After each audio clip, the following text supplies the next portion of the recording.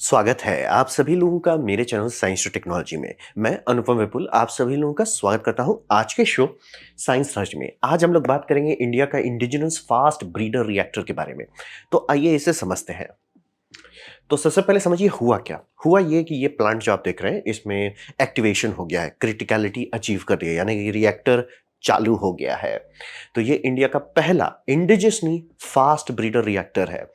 तो इंडिजिनस का यहाँ पे ये मतलब है कि इस पे जितना चीज लगा है स्टार्ट टू फिनिश, उसमें 99.9999% चीज इंडियन है। सब चीज इंडियन है इसमें। और मतलब बड़े से बड़ा कंपोनेंट से लेकर छोटा से छोटा तक सब चीज इसमें इंडियन इस्तेमाल किया गया है। इसका इलेक्ट्रिकल कैपेसिटी 500 मेगावाट ई है। तो आप बोलोगे भैया 500 मेगावाट ई ऐसा क्यों लिख रहे हैं। बात ये समझिए कि जब भी आप एनर्जी के बारे में बात करते हैं मेगावाट में ही नापा जाता है। तो रिएक्टर का रेटिंग हो सकता है, जैसे इस तरह का रिएक्टर होगा तो इसका रेटिंग होगा अराउंड जैसे 1500 मेगावाट। तो वो 15 मेगावाट टी है, थर्मल एनर्जी है। जैसे आप लोग चेरनोबिल टीवी शो देखेंगे तो उसमें था ये थर्मल रेटिंग बहुत ज़्यादा रहता है और जो इलेक्ट्रिकल रेटिंग वो कम रहेगा, क्योंकि कन्वर्शन इफिशिएंसी 100% नहीं होती है, तो दोनों को नापना रहता है। इसीलिए जनरली ये यूनिट आपको देखने को मिलेगा मेगावाट ई। सोलर में आपको ये नहीं मिलेगा क्योंकि एग्जैक्टली वैसा ही है, लेकिन रिएक्टर्स में मिलेगा।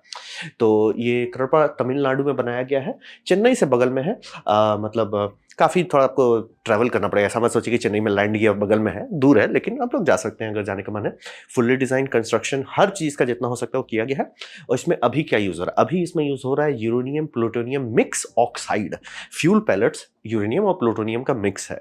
और इसमें ब्लैंकेट यूरेनियम यूज़ हो रहा है 238। तो भैया ये ब्लैंकेट का क्या काम है, ब्लैंकेट का काम है ब्रीडर। तो ये जो है फास्ट ब्रीडर है, तो ब्रीडर का काम कर रहा है आपका 238। तो 238 आपका फ्यूल में बदल जाएगा, जो प्लूटोनियम में दूसरी बार में यूज होगा। ये अभी यूज नहीं हो सकता। ये रिएक्टर में जाएगा, रिएक्टर चालू होगा, रिएक्टर इसे ब्रीड करेगा, न्यूट्रॉन ठूस ठूस के तब जाके वो यूजफुल हो जाएगा, तब जाके उसे आप फिर से यूज कर पाएंगे। तो यही हुआ। अब बात करते हैं एम क्या है। तो यहाँ पे समझिए कि इंडिया का जो है एक लंबा सपना था, बहुत लंबा। मतलब इंडिया के केस में कई बार इंडिया के पॉलिटिकल क्लास में कुछ कुछ लोग ना बहुत लंबा गेम खेल जाते हैं। जैसे इंडिया बहुत पहले अंडर सी फाइबर केबल बिछा दिया था कंपेयर टू एवरीथिंग एल्स। बहुत पहले हमने स्पेस प्रोग्राम का फाउंडेशन रख दिया था। तो वैसे ही समझिए होमी भाई ने बहुत पहले मतलब कि इतना शॉकिंग कि इतना दूर तक कोई उतना पहले सोच रहा था। मतलब 1954 में, मतलब हमारा फर्स्ट एटॉमिक टेस्ट से पहले, बहुत पहले रख दिया कि इंडिया का लॉन्ग टर्म, शॉर्ट ड्यूरेशन की बात नहीं हो रही, लॉन्ग टर्म कि क्या करना है उसके बारे में बनाया गया। तो ऐसा क्यों था। बात ये समझिए कि जब भी आप न्यूक्लियर एनर्जी के बारे में बात करते हैं तो इसमें एक कंपोनेंट है कि आपका जन्म कहाँ हुआ है। जैसे कि अगर आपका जन्म अमेरिका में है, अमेरिका में आपको काफी अच्छा खासा रिसोर्सेस मिल जाएंगे। आपका रशिया में तो टेंशन ही नहीं लेना है, हर रिसोर्सेस है। Resources as in fissile materials कितना आसानी से आपको मिलेगा। लेकिन जैसे ऑयल होता है, अरब नेशंस का था, उनको वहां ऑयल मिल गया, आप चुनते नहीं हो। तो वही समझिए, तो इनका था कि इंडिया के पास यूरेनियम बहुत कम है। मतलब ऐसा नहीं कि जीरो है, लेकिन इतना कम है, इतना डाइल्यूट है कि उसको निकालने का कोई खास फायदा नहीं है। मतलब हमारे लिए सस्ता है, एक दूसरे से खरीद लो। लेकिन थोरियम देखिएगा, टेंशन नहीं लेना है। मतलब कि यूरेनियम में हम लोग बेयरली 1 या 2% वर्ल्ड का रिजर्व रखते हैं, बेयरली, बहुत ज्यादा बढ़ा के बोल रहे हैं। और थोरियम में अपना ही है सर। जैसे कि नियोडीनियम में चाइना अपना संभाल लिया है, वैसे हमारे से थोरियम के पास है। और ये उस टाइम में थोरियम का सेल हम लोग यूएसए को किए हैं। तो समझना बहुत जरूरी है कि इंडिया के पास बहुत पहले से समझ था कि थोरियम है और बम बम है, टेंशन नहीं लेना है। तो इंडिया का 3 स्टेप प्लान रखा गया कि थोरियम को as a useful fuel source करेंगे। थोरियम डायरेक्टली फ्यूल सोर्स नहीं है। तो ये समझिए इसके लिए कोर टेक्नोलॉजी डेवलप करना, क्योंकि किसी के पास नहीं है। बात बोल रहे हैं फाउंडेशन रखा गया 1954 में। किसी के पास आप जाके बस खरीद नहीं सकते कि सर आप मेरे को थोरियम रिएक्टर दो, किसी को आइडिया ही नहीं है। ये इतना पहले है। और जितना भी उस टाइम में न्यूक्लियर टेक्नोलॉजी डेवलप हो रहा था वो सब बिहाइंड सीक्रेट था, यानी किसी को नहीं लीक करने दिया जा रहा था। मतलब कंट्री अपने कंट्रीज को नहीं बता रहे थे। जैसे कि मान लिया आप नेटो अलायंस है ना, तो नेटो अलायंस में एक के पास न्यूक्लियर टेक्नोलॉजी वो दूसरे को नहीं बता रहे थे। तो ये समझना बहुत जरूरी है कि बहुत पहले की बात है। तो टेक्नोलॉजी एकदम समझ में आ गई कि हम लोग कब तक मांगे। इस टाइम के आसपास में समझिए इंडिया कनाडा और यूएसए के बीच में थोड़ा अच्छा रिलेशनशिप था, लेकिन बात यही हो रहा था कि हम आपसे मांग रहे हैं, आप हमारे यहाँ बना रहे हो। और उस टाइम में अर्ली पीरियड्स में ये था कि मतलब समझिए कि वेस्ट जो है सेल करेगा न्यूक्लियर टेक्नोलॉजी को पूरे वर्ल्ड में। तो उनका ये था कि इंडिया में थोड़ा सपोर्ट करेगा। उनको दिख रहा था इंडिया बहुत अच्छे से ग्रो कर रहा है, मतलब फाउंडेशन अच्छा है, तो ये मतलब कल को बहुत एनर्जी मांगेगा ऑब्वियसली, और ये एनर्जी के लिए न्यूक्लियर अच्छा सोर्स हो सकता है। तो अभी से मतलब समझे बटर कर रहे थे। तो ये सब गाड़ी हुआ, लेकिन यहाँ पे क्लियर हो गया कि ऐसे बहुत लॉन्ग टर्म तक आप नहीं चल सकते। तो कोर टेक्नोलॉजी उसके लिए पेटेंट बाहर के नहीं होने चाहिए, इज्जत से हम अपना बनाते हैं, कोर टेक्नोलॉजी डेवलप करते हैं इंडिजियसली, पूरा चीज स्टार्ट टू फिनिश। और दूसरी बात, ये किसी और ने किया नहीं है, तो स्टार्ट टू फिनिश बनाना ही पड़ेगा। तो वही समझिए। और जब हम लोग वो कर लेंगे, 3 स्टेज कर लेंगे, तब तीसरे स्टेज पे पहुंचने पे हम लोग का ऐसा होगा कि हमारा जितना थोरियम है, काम खत्म, वो फ्यूल बन जाएगा हमारे लिए। अभी वो फ्यूल नहीं है। अभी आप इंडिया में थोरियम निकाल कर दे दीजिए किसी को, उसका कोई काम नहीं है, यूजलेस है। लेकिन जब थर्ड स्टेज पे हम लोग पहुंचेंगे, तो फाइनली थोरियम निकालेंगे एज ई फ्यूल। तो अब इसको थोड़ा और समझते कि ऐसा कैसे होगा। तो स्टेप 1, यूरेनियम खरीदिए। ठीक है, ये हम लोग बहुत पहले से कर रहे हैं, फ्रांस से खरीद रहे हैं, रशिया से खरीद रहे हैं। अच्छा खासा हमारा ये 2 जगह मेन सोर्स है, बाकी और देश भी है। तो रशिया फ्रांस से मेन आता है हम लोग का यूरेनियम। ये आ गया यूरेनियम। यूरेनियम रिएक्टर्स में डाले। कौन रिएक्टर में? हम लोग डाले प्रेशराइज्ड हैवी वाटर रिएक्टर, ये इंडिया में है। इसमें डाले यूरेनियम। यूरेनियम से क्या निकला? प्लूटोनियम। प्लूटोनियम जो है मतलब बिजली बेच दिए, प्लूटोनियम निकाल लिया, डिप्लीटेड यूरेनियम निकाल लिया। तो यूरेनियम एक्टिवेटेड गया था, डिप्लीटेड निकल गया, ठीक है। और ये हम खरीद रहे हैं, ये समझना बहुत जरूरी है, ये हम लोग बाहर से खरीद रहे हैं, इंडिया के पास खुद का नहीं है। और मतलब अगर ट्राई भी करें इंडिया में माइन करने का, ज्यादा फायदा नहीं होने वाला, लूट जाएंगे। बोल रहे हैं मतलब वो नेचुरल सिलेक्शन पे है, नेचर आपको डिसाइड करता है कि आपको थोरियम मिलता है कि यूरेनियम मिलता है। हमें थोरियम मिला है तो क्या करें। तो ये हो गया, यूरेनियम से प्लूटोनियम निकाल लिया हम लोग, प्रेशराइज्ड हैवी वाटर, बिजली निकाल के काम कर लिया। ये हुआ था इंडिया का स्टेप 1, ये स्टेज 1 था, यहां से गाड़ी खोली गई, ठीक है। अब इसके बाद आया स्टेज 2। स्टेज 2 में प्लूटोनियम का इस्तेमाल किया जाएगा। जो प्लूटोनियम आपको इस रिएक्टर से मिला है, इसमें आप थोरियम ऐड करोगे। थोरियम ऐड करने के बाद आपको U233 मिलेगा। अब U233 जो है, ये फ्यूल है। यानी कि अब बोलेंगे भैया ये थोरियम डाल रहे हैं, यूरेनियम कहां से? यही बोल रहे हैं, न्यूक्लियर फिजिक्स हुलुलु वाला चीज है। उसमें आपका न्यूट्रॉन ट्रांसम्यूटेट करता है, मतलब न्यूट्रॉन सही ना, आप किसी चीज का पीरियोडिक टेबल में लोकेशन देखते हो, किसी चीज में आप न्यूट्रॉन ठूस देते हो, वो बदल जाता है। तो वही समझिए, थोरियम को आप बदल सकते हो और यूरेनियम तक पहुंचा दोगे। एक स्टेप में नहीं पहुंचेगा, वो बेटा डीके करके 2 बार में पहुंचेगा, लेकिन एंड में आपको 233 मिलेगा, जो कि फिसल है, यानी कि उसे as a nuclear fuel use कर सकते हैं। तो ये हुआ स्टेज 2, यानी कि प्लूटोनियम और थोरियम को ये शादी कराई जाएगी, उससे हम लोग यूरेनियम। यही है आपका जो कहते हैं ब्रीडर रिएक्टर। ब्रीड क्या कर रहे हो? हम लोग प्लूटोनियम पिछले वाले से निकाल रहे हैं। क्या प्लूटोनियम बाकी देश के पास है? आराम से है, टेंशन नहीं ले। जितना भी देश न्यूक्लियर चलाता है वो जनरली यही करता है, यूरेनियम डालते हैं, प्लूटोनियम वेस्ट के तौर पे निकलता है। तो इंडिया वो वेस्ट को रखा, फिल्टर किया, उसको निकालना पड़ता है, ऐसा है बस। प्लूटोनियम प्लूटोनियम ऐसा नहीं, उसका भी फिल्टरिंग स्टेज है, वो करके आपको प्योर प्लूटोनियम मिलता है। मतलब जितना प्योर आप कर सकते हो, वो प्लूटोनियम अभी हम लोग यूज कर रहे हैं। और थोरियम जो है, अपना थोरियम डाल के वो U233 निकाल रहे हैं। ये होगा हमारा फास्ट ब्रीडर रिएक्टर्स को, इसको और अच्छे से समझेंगे। और ये होगा, इससे हम लोग थर्ड स्टेज पाएंगे। थर्ड स्टेज जो है, वहां पे हम लोग डायरेक्ट थोरियम 232 जो हमें मिल जाता है, उसे फ्यूल में बदल सकते हैं डायरेक्ट। और डायरेक्टली हम लोग उसे बदलेंगे U233 में, और उससे फायदा होगा कि मतलब हम लोग को डायरेक्ट, हम लोग के पास जो ये है U233 नहीं है, और U233 निकालने लायक रिसोर्सेज भी नहीं है, लेकिन थोरियम 232 बहुत है, टेंशन नहीं लेना है। तो ये जो थर्ड और फाइनल रिएक्टर बनेगा, इसमें हमें कुछ और डालने की जरूरत नहीं है। इसमें शांति से थोरियम डालेंगे, इग्निशन आपको स्टार्ट करना पड़ेगा, इसीलिए ब्रीडर रिएक्टर चाहिए। मतलब अगर गाड़ी खोल दीजिए, एक बार जब गाड़ी खुल जाएगी, आराम से U33 जो है डालते जाइए, और वो U33 जाएगा, थोरियम को कन्वर्ट कर देगा, और थोरियम डालते हैं, बेसिकली थोरियम वो खाने लगेगा एंड में। जैसे होता है ना, आपका इलेक्ट्रिक गाड़ी जो है, स्टार्टर मोटर बैटरी से चलता है, गाड़ी एक बार स्टार्ट हो जाए, फिर कैसे चलता है? फ्यूल से चलता है। सेम वही है कि एक बार हमें इसे U233 से स्टार्ट कर देना है गाड़ी को, और उसके बाद अपना थोरियम डालते जाना है। और फिर हमें टेंशन नहीं लेना है इंडिया में, क्योंकि इंडिया में थोरियम का बम बम मात्रा है। तो वही समझिए, न्यूट्रॉन लीजिए, न्यूट्रॉन को जबरदस्ती को थोरियम में ठूसिए, थोरियम अनस्टेबल हो जाएगा, थोरियम डिके करेगा, पीए में डिके कर जाएगा, 23391 पीए में डिके करेगा, फिर वो और बेटा डिके करेगा, ये हो जाएगा फिर 92U, यानी कि आपका 233 वाले में पहुंच जाएगा। ये आपको एडवांस हैवी वाटर रिएक्टर में करना पड़ेगा, नॉर्मल रिएक्टर में ये नहीं किया जा सकता। और ये फास्ट रिएक्टर नहीं है, ये वाटर जहां पे भी आप सुन रहे हैं रिएक्टर में, वो स्लो रिएक्टर है, या टेक्निकल टर्म है थर्मल रिएक्टर। आप फास्ट ब्रीडर कर रहे हैं, उसमें मॉडरेटर्स नहीं होते हैं। तो अभी हम लोग सेकंड स्टेज का फर्स्ट स्टेप कंप्लीट किया, मतलब कि इंडिया फर्स्ट स्टेज क्लियर कर चुका है, सेकंड स्टेज का हम लोगों ने गाड़ी कर दिया। और सेकंड स्टेज हम लोग ये जो फास्ट ब्रीडर रिएक्टर पहले बनाए थे, लेकिन वो छोटा स्मॉल स्केल था, वो था कि क्या हम ऐसा कर सकते हैं, वो हो गया।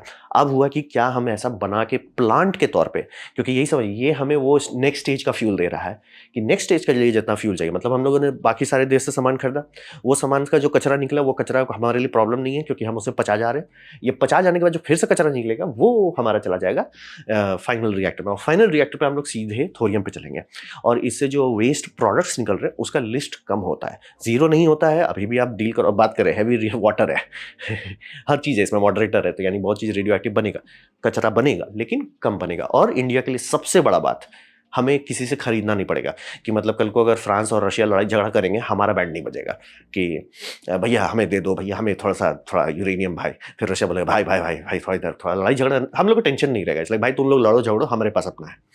तो ये लॉन्ग टर्म एम है, इसलिए बोल रहा 1954 लंबा प्लान था भाई।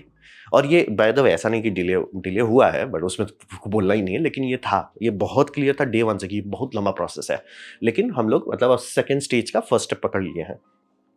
तो यहाँ पे हम लोग आए, एम यही था इंडिया का। बार बार जो आप लोग सुनते हैं कि 3 स्टेज करना, कि 3 स्टेज की जरूरत क्यों, बात वही है, किसी के पास थोरियम की टेक्नोलॉजी है नहीं उतनी मैच्योर, किसी से आप खरीदने से, यूरेनियम हमें खरीदना पड़ रहा है, तो यूरेनियम खरीद के प्लूटोनियम बन रहा है, प्लूटोनियम को हम लोग रिएक्टर में यूज कर रहे हैं, उससे आगे का यूरेनियम निकाला ताकि फिर से किसी से ना खरीदना पड़े, और प्लूटोनियम लगा के उसको थोड़ा इग्नाइट कर दे रहे हैं। जब एक बार वो हो जा रहा है तब थोरियम आप पचा सकते हैं। और 2 रिएक्टर टेक्नोलॉजी चाहिए, एक स्टार्टर टेक्नोलॉजी चाहिए और एक कंटिन्यूस चाहिए। स्टार्टर वाला जो है वहां हम लोग पहुंच गए, fast breeder reactor. Breeder reactor हमें आगे के लिए इग्निशन मटेरियल दे रहा है। वो समझिए इंडिया का न्यूक्लियर एनर्जी का स्टार्टर मोटर है, वो चालू हो जाएगा तब हमारा मेन इंजन चलेगा। मेन इंजन फिर पेट्रोल की जगह पे आपका थोरियम 232 खाएगा। तो ये है एम। तो अब बात करते हैं डिज़ाइन का। तो ये प्लांट आपको डिज़ाइन देखने को मिल जाएगा, इंडिया फास्ट ब्रीडर रिएक्टर है। ये इसका नाम है PFBR 500, बम बम नाम दिया गया है। तो यहाँ पे थोड़ा तिगड़म क्या है, तिगड़म है कि ये लिक्विड स्टोडियम का इस्तेमाल कर रहा है, यानी कि न्यूक्लियर रिएक्टर जो हुलुलुलु करता है, ये हुलुलुलु के लिए आप पैसा नहीं दे रहे हो, आप पैसा दे रहे हो सर इससे कुछ करो, इससे जनरेटर चला, तो जनरेटर कैसे चलेगा। तो यहाँ पे जनरली सारे रिएक्टर में पानी यूज होता है, जैसे आप चेरनोबिल वाला में देखें पानी होता है, ठीक है। पानी क्या करते हैं, पानी तुरंत बॉयल हो जाएगा 100 डिग्री सेल्सियस में, वैसे काम नहीं चलेगा। तो किया क्या जाता है, इसे प्रेशर में डालते हैं, बहुत प्रेशर करते हैं, बम बम प्रेशर डालते हैं, तब जाके पानी 300 डिग्री सेल्सियस या उससे थोड़ा ऊपर तक चला जाता है। फिर आप उसे पानी को ले जाते हो हीट एक्सचेंजर में, वहां पे वो स्टीम बॉईल करता है, फिर उससे आप टरबाइन चलाते हो, ठीक है। ये अभी नॉर्मल है। हम लोग क्या कर रहे हैं, एक काम करो, पानी लो, पानी को फेंक दो, पानी की जगह सोडियम डालो। बोले सोडियम क्यों, सोडियम इससे कम एनर्जी रखता है, क्या बोलते हैं, वाटर से कम एनर्जी कैरिंग कैपेसिटी रखता है, लेकिन टेम्परेचर, कितना बड़ा टेम्परेचर में वो लिक्विड रहेगा वो बहुत बड़ा है। यानी कि वो आराम से 100-150 डिग्री पे वो लिक्विड होना शुरू होगा, आराम से 600 क्या 800 तक है कि वो लिक्विड ही रहने वाला है, आपको लोड नहीं लेना है, तो प्रेशर नहीं चाहिए। यानी कि ये जो पूरा स्ट्रक्चर है, इसमें जो पाइपिंग है वो प्रेशराइज्ड पाइपिंग नहीं है। पानी वाले केस में बहुत बम बम पाइप होना चाहिए, नहीं तो वो हो जाएगा, बहुत ज़्यादा प्रेशर रहता है, वो ना 300 डिग्री पे वो बॉईल नहीं हो रहा है। तो यहाँ सोडियम में हमें प्रेशर हटा दिया। दूसरा, और आप पानी को बहुत ज़्यादा गर्म नहीं कर सकते, प्रेशर आप डाल भी दो, प्रॉब्लम है कि बहुत ज़्यादा गर्म करोगे, जहाँ उसे जगह दोगे फैलने का, वो ये हो जाएगा, क्या बोलते हैं, हाइड्रोजन और ऑक्सीजन में बदल जाएगा, थर्मोलाइसिस हो जाएगा। तो एक लिमिट है कि आप कितना गर्म कर सकते हैं। सोडियम उससे बहुत ऊपर रहता है। तो इंडिया के केस में जो इंडियन स्ट्रक्चर है उसमें 547 डिग्री सेल्सियस पूल टेम्परेचर है, यानी कि जहाँ पे हुलुलुलु हो रहा है, जहाँ पे शादी ब्याह हो रहा है आपका एटम्स का। फिर उससे जो हम लोग कूलेंट निकाल, मतलब कूलेंट यहाँ हमारे लिए है, उससे जो निकाल के जो मेन हीट एक्सचेंजर में जा रहा है, वहाँ पे इनका टारगेट टेम्परेचर 525 डिग्री सेल्सियस। इससे आपका मेन स्टीम बनेगा, ये स्टीम आपका टरबाइन चलाएगा, टरबाइन वाले को फिर से प्री हीट कर दिया जाएगा, फिर से उसके लो प्रेशर में डाला जाएगा। फिर बोलेंगे ठंडा कैसे करेंगे, ठंडा करने के लिए यहाँ पे ये लोग सी वाटर का इस्तेमाल करेंगे। सी वाटर का पानी का टेम्परेचर जनरली 28 डिग्री सेल्सियस से 32 डिग्री सेल्सियस का एक्सपेक्टेड है, बहुत ज़्यादा नहीं है। आप लोग मतलब गूगल मैप में देख सकते हो पानी कहाँ से निकाल रहे हैं। फिर ये पानी फिर से सर्कुलेट करेगा और सोडियम एक अपना लूप में रहेगा। सोडियम का दूसरा फायदा है कि सोडियम तुरंत रेडियो एक्टिव नहीं होता है, मतलब वो मतलब है उसका भी अपना एक डीके चेन है, लेकिन उतना टेंशन नहीं लेना लॉन्ग ड्यूरेशन में। शॉर्ट ड्यूरेशन में वो जान ले लेगा, लॉन्ग ड्यूरेशन में नहीं। तो वही समझिए 500 मेगावाट का ये चल रहा है। अब यही बोल रहे हैं मेन फायदा है आप पानी से ज़्यादा है। और आप लोगों को थर्मल एनर्जी के बारे में एक चीज़ पता हो, जितना ज़्यादा डेल्टा है, यानी कि हॉट और कोल्ड, कोल्ड हम लोग का 32 मान लीजिए, हॉट जा रहा है आपका 500, यानी कि बम बम एनर्जी आप निकाल सकते हैं। तो ये हो गया मेन फायदा। Sorry about that. अब बात बनता है कि इसको सेफ्टी कैसे देंगे। तो सेफ्टी के केस में आपको ये समझना बहुत जरूरी है। बहुत ज़्यादा लोगों का मैं ये डिज़ाइन देखता हूँ कि जिनका सेंस है कि न्यूक्लियर रिएक्टर्स को आप बंद कर सकते हैं, नहीं बंद कर सकते। न्यूक्लियर रिएक्टर को बंद करने के बाद डीके स्टार्ट होता है, डीके में वो कई दिन तक लग सकता है या कई साल तक लग सकता है। आप लोग देखते होंगे कि बहुत जगह पे दिखाया जाता है स्पेंट न्यूक्लियर फ्यूल को 2 साल तक पॉन्ड में रखना पड़ता है ठंडा करने के लिए। ये समझना जरूरी है कि आप स्क्रैम कर दे रहे हैं तो रिएक्शन का एक्टिव फ्यूजन बंद हो रहा है, लेकिन डिके नहीं बंद हो रहा है। जैसे मैंने आपको बताया न्यूट्रॉन डिके कराता रहता है दूसरी चीज को, बेटा डिके होगा, अल्फा डिके होगा, ये सारा डिके हीट में बन जाता है। तो आपका रिएक्टर अभी भी गर्म रहेगा। आपने स्क्रैम कर दिया, रिएक्टर बंद नहीं होता है, रिएक्टर का बस और पावर खत्म हो जाता है, मतलब एडिशनल पावर खत्म हो जाता है। तो उसको ठंडा रखना बहुत है। और ये जो फुकुशिमा में क्या हुआ था, रिएक्टर तो बंद कर दिए ना, तो क्यों डैमेज हो गया, बात वही था, कूलेंट नहीं चल रहा था, रिएक्टर बंद किए, कूलेंट सिस्टम बंद हुआ, रिएक्टर ओवरहीट हुआ, कबूम। तो ये समझना बहुत जरूरी है। तो आप कबूम कैसे करोगे? तो हर केस में फुकुशिमा में चूंकि वो जापानीज ईगो पे चल रहे थे, उनको न्यूक्लियर सेफ्टी साइंटिस्ट ने बताया, सर आपका सारा बैकअप जनरेटर पानी के लेवल से नीचे है, यानी कि बेसमेंट में है, फ्लड होने पे सारे जनरेटर चले जाएंगे। और जनरेटर इसीलिए चाहिए कि जब रिएक्टर आप बंद कर दोगे, पावर खत्म। और मान लीजिए आप ग्रिड से डिस्कनेक्टेड हो, तो आप कैसे पंप्स चलाओगे? पंप्स नहीं चलाओगे तो पानी ठूस नहीं पाओगे। क्यों नहीं ठूस पाओगे? क्योंकि वहाँ वो 300-400 डिग्री सेल्सियस पे है, लो प्रेशर पे पानी जाएगा, पानी वापस निकल जाएगा, ठंडा नहीं कर पाएगा। तो इसीलिए प्रेशर के लिए प्रेशर पंप चाहिए, प्रेशर पंप के लिए बिजली चाहिए, बिजली के लिए जनरेटर चाहिए, जनरेटर बेसमेंट पे रखा था, जो न्यूक्लियर सेफ्टी कमीशन ने लिख के दिया। सर ये क्या बेवकूफ़ी कर रहे हो? और ये लोग जापानीज, हम जापानीज वीड फूकते हैं, हम तो बूम करके रहेंगे। बूम हो गया। तो यहाँ पे हम लोग सीख लिए कि सर हमें बूम नहीं करना है। तो हमारा लॉजिक है ये एयर सोडियम सर्कुलेशन सर्किट है। ऐसा 4 सर्किट दिया गया है और एक सर्किट का कैपेसिटी है आपका around 8 megawatt T, 8 megawatt T दिया गया है। 8 मेगावाट तक का वो कर सकता है, मल्टीप्लाइड बाय 4। तो बात है कि जब मेन रिएक्टर बंद हो जाता है, मेन थर्मल आउटपुट आपका खत्म हो जाएगा, डिके हीट आपको अभी भी चलाते रहना है। तो थैंकफुली चूंकि सोडियम बहुत हाई टेम्परेचर तक जाता है, ये बॉईल करेगा, मतलब बॉईल एज इन गर्म होगा। तो गर्म होकर ऊपर जाएगा, ऊपर जाके एक जगह है जहाँ पे खूब बड़ा रेडिएटर है। अब इंडिया गर्म जगह है लेकिन बहुत ज़्यादा गर्म नहीं है, मतलब हमारा हॉट टेम्परेचर कितना होगा? 60 डिग्री सेल्सियस, 600 डिग्री सेल्सियस तक का है। ये है sodium to air heat exchanger. वहाँ पे फैन भी नहीं है, वो बाय डिजाइन ऐसा बनाया कि पैसिवली सब चीज़ चल रहा है। मतलब ये मेन आपका वाटर सर्किट बंद हो गया, ये सर्किट खराब, ठीक है, अर्थक्वेक हुआ, बूम हो गया, इमरजेंसी आया, वो इसमें कंट्रोल रॉड डाल के बंद कर दिया। डिके हीट का क्या करोगे? तो यहाँ पे सोडियम बॉयल होगा, सोडियम बॉयल होकर एक हीट एक्सचेंजर में जाएगा, हीट एक्सचेंजर जो है खुद ब खुद वहाँ पे ठंडा होकर नीचे आ जाएगा। ये सेल्फ लूप है, कन्वेक्टिव लूप है। आपको इसमें बिजली नहीं चाहिए, पंप नहीं चाहिए, सिर्फ एक जगह पे इलेक्ट्रिकल रिक्वायरमेंट है, वो मतलब ये लूवर्स, जो मतलब हवा को आने जाने का जो है, और वो हमेशा उसका क्लोज पोजीशन बंद नहीं है, उसका क्लोज पोजीशन कम पावर पे है, हाई पावर पे भी उसे कर सकते हैं। मतलब कि हर मामले पे फेल होने पे, बिजली फेल होने पे उप्स नहीं होगा। वो फुकुशिमा वाला उप्स नहीं होगा कि सर रिएक्टर बंद कर दिया अब फट गया, वो नहीं होगा। रिएक्टर बंद करेंगे, ये सब संभाल लेगा। एक ठो इसको संभाल लेने के लिए काफी होना चाहिए, 4 ठो दिया गया है। तो और इसका ये भी फायदा होता है, शट डाउन करना, मेंटेनेंस करना आसान हो जाएगा, क्योंकि रिएक्टर को हम लोग सही में चिल कर सकते हैं। भैया तुम चिल हो जाओ, और इन्हें बिजली खर्च कर रहे हैं भैया, 100 मेगावाट का बिजली खा रहे हैं बस पंप चलाने के लिए, नहीं टेंशन सर, वो बैकग्राउंड में चल रहा है, टेंशन नहीं लेना है।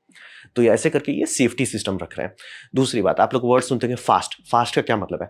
फास्ट का मतलब है फास्ट एंड, यानी कि न्यूट्रॉन्स तेजी से निकल रहे हैं। तो उसका सीधा मतलब क्या है? मॉडरेटर नहीं है। यानी कि जब भी आप नॉर्मल रिएक्टर्स के बारे में बात करते हैं, उसमें या तो ग्राफाइट या पानी या दोनों इस्तेमाल होता है मॉडरेट करने के लिए। यहाँ पे ऐसा क्यों कर रहे हैं? यहाँ पे हम लोग ऐसा कर रहे हैं कि हर फ्यूल फास्ट न्यूट्रॉन नहीं खा सकता।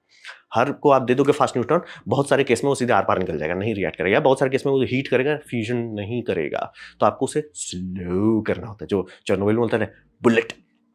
स्लो करने के लिए आप उसे थर्मल न्यूट्रॉन में बदलना चाहते हो, तो उसके लिए क्या करते हो? भिड़ाते हो। तो पानी क्यों मॉडरेटर है? पानी में क्या होता है? पानी में होता है हाइड्रोजन। हाइड्रोजन क्या है? बहुत लाइटेस्ट एलिमेंट, तो बहुत ज़्यादा वो एनर्जी खाता है, वो ड्यूटेरियम ट्रिटियम तक बदल सकता है, तो वो बहुत स्लो कर देता है। फिर आपका कार्बन में क्या होता है? कार्बन में क्या होता है? कार्बन में पूरा स्टेप्स है, कई सारे स्टेप्स तक वो बढ़ सकता है, इसीलिए ग्राफाइट स्टार्ट होगा नॉन रेडियो एक्टिव, एंड में जानलेवा रेडियो एक्टिव हो जाएगा। तो वो मॉडरेटर्स है। तो स्लो करके वो हाई स्पीड न्यूट्रॉन को थर्मल न्यूट्रॉन में बदलता है। वो अगर आप नहीं करते हो तो हम लोग उस रिएक्टर को फास्ट रिएक्टर कहेंगे। फास्ट रिएक्टर सोडियम न्यूट्रॉन के लिए ट्रांसपेरेंट है, यानी कि वो उसके आर पार चला जाएगा। अब इसका बात होता है कि तो इससे क्या रिएक्टर खतरनाक है? हाँ, लेकिन इसका डिज़ाइन अच्छा किया गया है। ये नेगेटिव वॉइड कोएफिशिएंट है, यानी कि जब रिएक्टर का टेम्परेचर मान लीजिए टारगेट कर रहे हैं 547 डिग्री सेल्सियस, 800 डिग्री सेल्सियस तक ये जा सकता है। मतलब कि उसके बाद सोडियम का वेपर बनेगा, वो हुआ तो बिल्डिंग चली जाएगी। तो रहा बात कि ठीक है, आपके पास 200 डिग्री सेल्सियस का मान लीजिए डेल्टा या 150 का डेल्टा बच रहा है, क्या होगा? सिस्टम फेल हो गया, ठीक है, भूकंप आया, बूम हो गया, ठीक है। अब ये गर्म होने लगेगा, ठीक है, कंट्रोल रॉड्स आप नहीं घुसा पाए, ठीक है, क्या होगा तब ये बॉईल करने लगेगा, यानी कि 540 डिग्री सेल्सियस से वो ऊपर भागेगा, 600 तक भागेगा। 600 में सोडियम एक्सपैंड कर रहा है, राइट। आप किसी भी लिक्विड को बॉईल करते हो तो वो एक्सपैंड करता है, ज़्यादा जगह लेने लगता है। ये ज़्यादा जगह नेगेटिव कोएफिशिएंट है, यानी कि रिएक्शन रेट घट जाएगा। तो वो जैसे ही रिएक्शन रेट घटेगा, ये अपने आप चूल डाउन होने लगेगा। और इसीलिए बाय द वे, इसीलिए वो चार्ट वो पैसिव सिस्टम दिया कि इलेक्ट्रिकली उसे कोई लेना देना नहीं है, वो सब चल जाएगा। तो जैसे जैसे ओवर हीट होगा रिएक्टर, वैसे वैसे वो खुद ब खुद थ्रॉटल कर जाएगा। इसी को हम लोग कहते हैं नेगेटिव वॉइड कोएफिशिएंट, यानी कि उप्स बूम नहीं करना चाहिए। दूसरी बात, यहाँ पे एक कॉमन बात है कि ये फ्यूल बनाता है, ये कहना गलत होगा, क्योंकि आप वो समझिए फ्री एनर्जी वाली बात हो गई ना। हो ये रहा है कि आप ऐसा समझो, इसको बेस्ट मैं एग्जांपल जो दे पा रहा हूँ कि आप एक फर्नेस बनाए हो जो चारकोल खाता है। अब रहा बात आपका पेड़ है, पेड़ और चारकोल के बीच में एक स्टेप है लकड़ी का। आप लकड़ी ले रहे हो, लकड़ी को चारकोल के इर्द गिर्द लगा दे रहे हो, चारकोल का जो वेस्ट हीट है उससे वो लकड़ी धीरे धीरे चारकोल में बदल रहा है, फिर एंड में आप वो चारकोल खा रहे हो। ऐसा समझिए। वहां पे समझिए आपको अभी भी थोरियम खाना पड़ेगा, अभी भी यूरेनियम खाना पड़ेगा, अभी भी प्लूटोनियम खाना पड़ेगा। बस नॉन फिसल को फिसल में आप बदल पा रहे हैं, मतलब कि जो यूजलेस है उसे यूजफुल में बदल पा रहे हैं, लेकिन मटेरियल अभी भी कंज्यूम हो रहा है। ऐसा नहीं कि बस रिएक्टर है जी, वो जी उसको टेंशन ही नहीं लेना है, फ्यूल बनाता रहता है, ऐसा नहीं है। आपको मान लीजिए 100 टन आपको उसमें, 100 टन तो बहुत ज़्यादा बोले, मान लीजिए 10 टन आपको उसमें थोरियम डालना पड़ रहा है, तो वो 10 टन हर साल डालना है। ऐसा नहीं कि वो मैजिकली नया बना रहेगा, वो बस ये करेगा कि थोरियम जो आपका यूजलेस था उसे यूजफुल यूरेनियम में बदल के यूज कर देगा। लेकिन ऐड आपको अभी भी करना है, मतलब मैटर के मामले में आप ऐड कर रहे हैं, बस फर्टाइल मटेरियल आप खुद से बना पा रहे हैं। तो यही डिज़ाइन है। लिक्विड सोडियम से कर रहे हैं, क्यों कर रहे हैं? टेम्परेचर ज़्यादा मिल रहा है और मतलब थर्मल रेंज बढ़ जा रहा है बिना प्रेशर के, और वो मॉडरेटर नहीं है, हमें फास्ट न्यूट्रॉन्स चाहिए तो इसी से कर सकते हैं अच्छे से। फिर आपका ये रह जाता है, सी का इस्तेमाल किया जाता है कूलिंग टावर के तौर पे।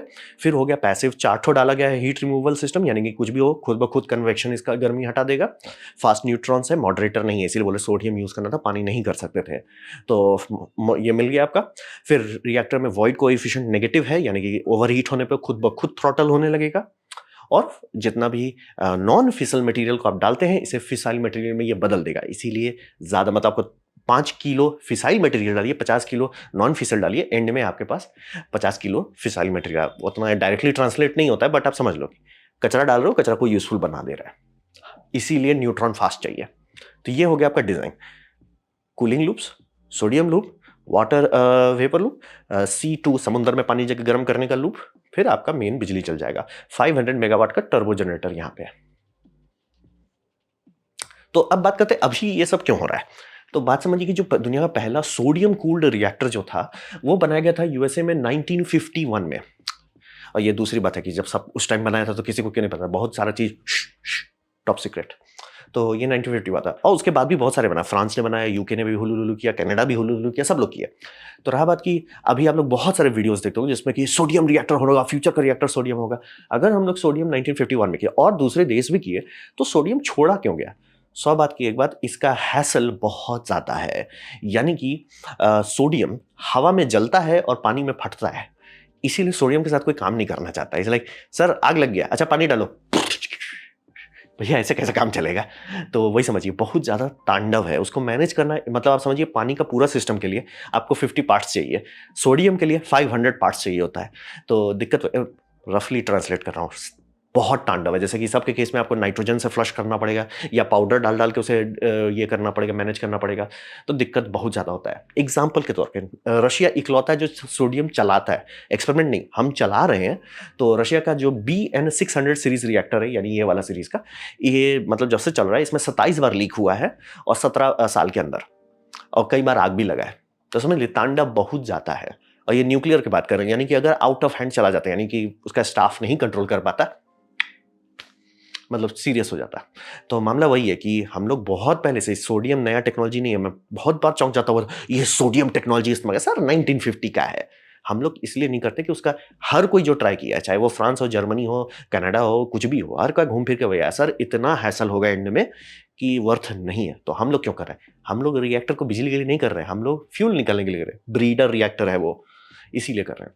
तो रशिया जो है चलाता है, एक्सपेरिमेंट के तौर पे ये चला रहा है। और थोरियम, क्या थोरियम को किसी ने किया? हाँ, थोरियम का सबसे पुराना रिएक्शन जो मैं खोज पा रहा हूँ 1962 में किया गया है, और घूम फिर के वही आया कि टेक्नोलॉजी मेच्योर नहीं था। ये भाई का बात सही था कि थोरियम एक्चुअली किसी ने ढंग से उसका ट्राई नहीं किया था, क्योंकि उसका बूम में उतना यूज नहीं है।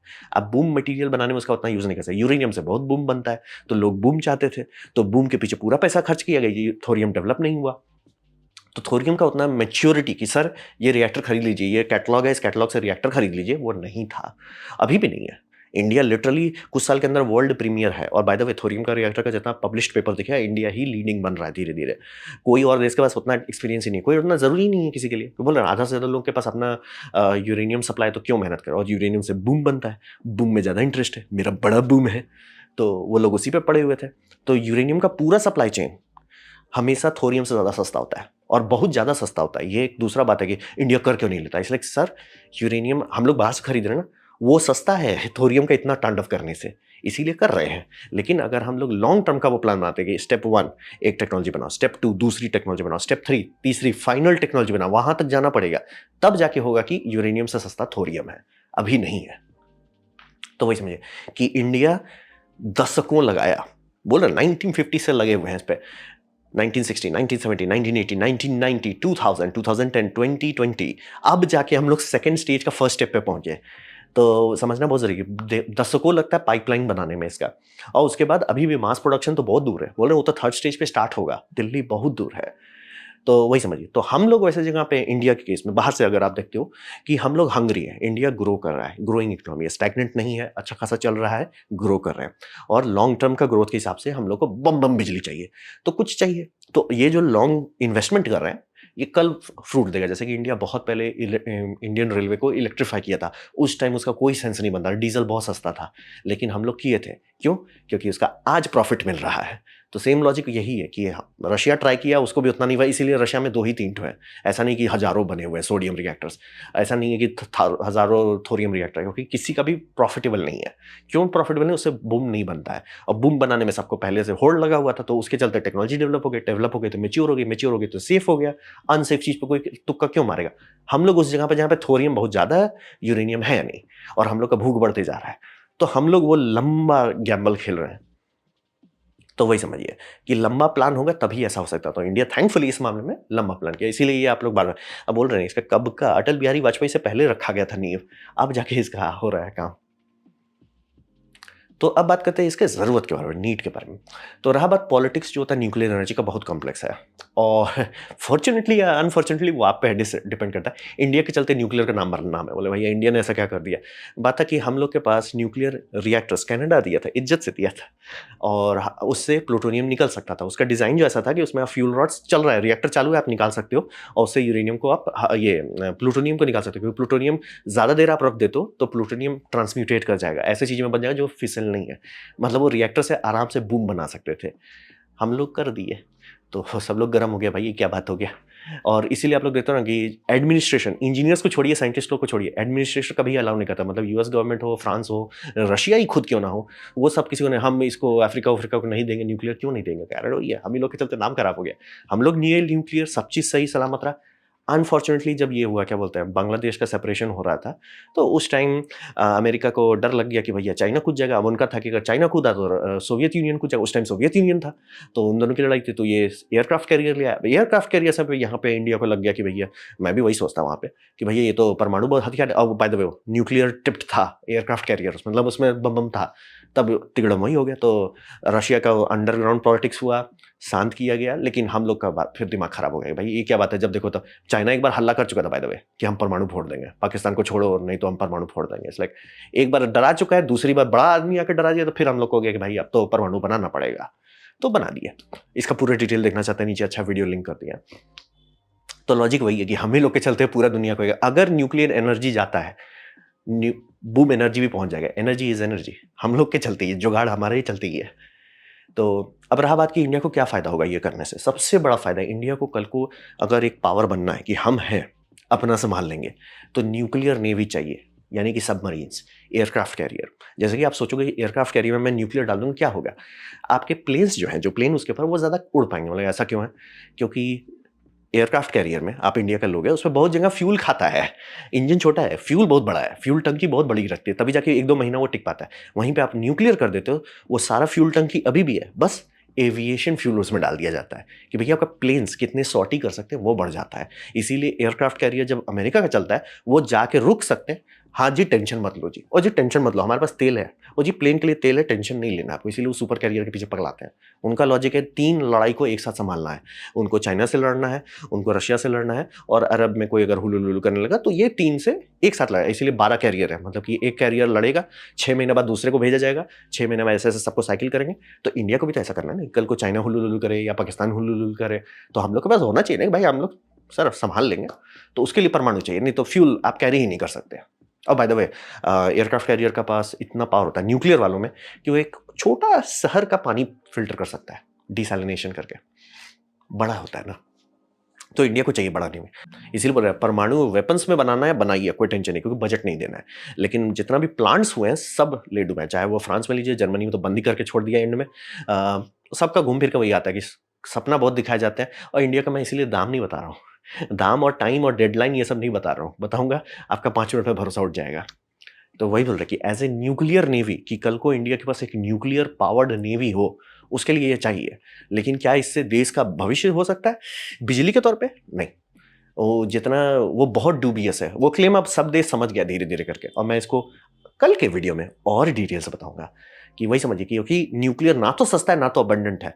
क्लेम कर देना कि इससे पूरा भारत का एनर्जी, सर आप 500 मेगावाट में आपकी वाट निकल रही है, आप जितना डिले कर रहे हो उतने में इंडिया में गीगावाट के फार्म्स लग रहे हैं, सोलर फार्म्स, और उसका आरओआई यानी कितना दिन में वो अपना पैसा रिटर्न कर दे रहा है, वो हो जा रहा है सर, हो गया, टेक इट एंड गो। हमने लगाया, आपका डिले ही हो रहा है, हमने लगा दिया, उसका रिटर्न हो गया, आप चालू किए तब तक उसका हम फ्री में चलने लग गए, यानी कि रिटर्न हो चुका है, प्रॉफिट में चल रहे हैं, और अब आपकी 24/7 देगा। आप विंड में कूदिए ना सर, वो प्रॉब्लम भी सॉल्व हो जाएगा। और दूसरी बात, इतना ज़्यादा अगर आपको चीप एंड अबेंडेंट एनर्जी मिलने लगता है तो एनर्जी स्टोरेज सेंस बनने लगता है। एनर्जी स्टोरेज में भी बहुत सारी ऑप्शंस हैं हमारे पास, वो अभी वाइबल नहीं क्योंकि चीप एंड अबंडेंट अभी पूरा नहीं हुआ है। न्यूक्लियर तो ये सब रेस में आता ही नहीं, न्यूक्लियर आने से पहले ही बैंकरप्सी ले आता है। क्योंकि इसीलिए बोल रहे हैं हम टाइम और पैसा नहीं बता रहे हैं जानबूझ के, क्योंकि तब समझ में आएगा न्यूक्लियर टेक्नोलॉजी इतनी महंगी क्यों होती है। तो लॉजिक वही है कि प्रैक्टिकली जितने देशों ने कूदा सब हाथ धो लिए एंड में, कि सपना ये बहुत दिखाता है, डिलीवरी कुछ नहीं देता। हाँ, न्यूक्लियर आर्मी बम बम है, मेरा बड़ा है, उसके लिए बहुत बढ़िया है, लेकिन बाकी चीज़ के लिए सर जिस पे देश चलाने जाओगे भूखे मारे जाएंगे हम लोग, उसको मैं कल के वीडियो में एक्सप्लेन कर दूंगा। तो ये था मेरा प्रेजेंटेशन इंडिया का फास्ट ब्रीडर रिएक्टर के बारे में। उम्मीद करता हूँ आपको अच्छा लगा, कुछ सिग्नल मिला, कुछ समझ में आया। अगर ऐसा है लाइक कर दे तो उसे शेयर कर दे, उससे मेरा काफ़ी भला होगा। नहीं अच्छा लगा, नहीं पसंद आया, कोई बात नहीं, मैं कहूँगा डिसलाइक दबाइए, डिसलाइक 2 बार दबाइए, उससे मुझे पता चल जाएगा वो कितना ना पसंद हुआ है। मैं आपसे कहूँगा कमेंट लिखिए, मैं हर कमेंट को पढ़ने की कोशिश करता हूँ। आपसे कहूँगा सब्सक्राइब कीजिए, बेल दबाइए अगर आप फ्री हैं। आपने वीडियो देखा, जान के मुझे बहुत खुशी हुई। धन्यवाद।